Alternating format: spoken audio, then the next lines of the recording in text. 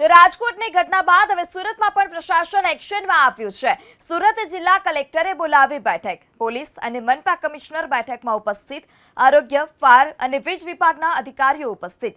Fire સેફટીને લઈ બેઠકમાં ચર્ચા કરવામાં આવી। તો મહત્વના સમાચાર સુરતમાં બનેલી ઘટના બાદ હવે રાજકોટમાં બનેલી ઘટના બાદ હવે સુરતમાં પણ પ્રશાસન એક્શનમાં છે।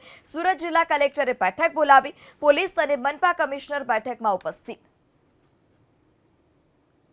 ગેધરિંગ થી રિલેટેડ જેટલી પણ મોટી જગ્યાઓ છે સમગ્ર સુરત શહેરમાં એમાં તાત્કાલિક અસરથી બધાને જ પબ્લિક સેફટીના લાગતા તમામ પ્રકારની કાર્યવાહી કરવાની રહેશે અને એક પૂરી ટીમ વેલ કોઓર્ડિનેટેડ ટીમ જેથી તમામ જેટલા બી અમારા એવા જગ્યાઓ છે જ્યાં પબ્લિક ગેધરિંગ વધુ થાય છે જેમાં ખાસ કરીને જોઈએ કે હોસ્પિટલ્સ થઈ ગયા જોઈએ આપણા એના સિવાય જો માર્કેટ પ્લેસીસ એમ્યુઝમેન્ટ પાર્ક્સ જો થઈ ગયા અને ગેમિંગ ઝોન્સ વગેરે થઈ ગયા જોઈએ અને આ તમામ જગ્યાઓ જે તુરંત ટીમ સારી રીતે એકબીજા સાથે કોઓર્ડિનેટ કરીને કે ફાયરના બાબતમાં જોઈએ પબ્લિક ક્રાઉડિંગ અને પબ્લિક સેફટી બારામાં જેટલા મેઝર લેવાના છે એના ચેકિંગ કરવા માટે જો ટીમો બની ગઈ છે ગઈકાલથી જ કામ ચાલુ છે।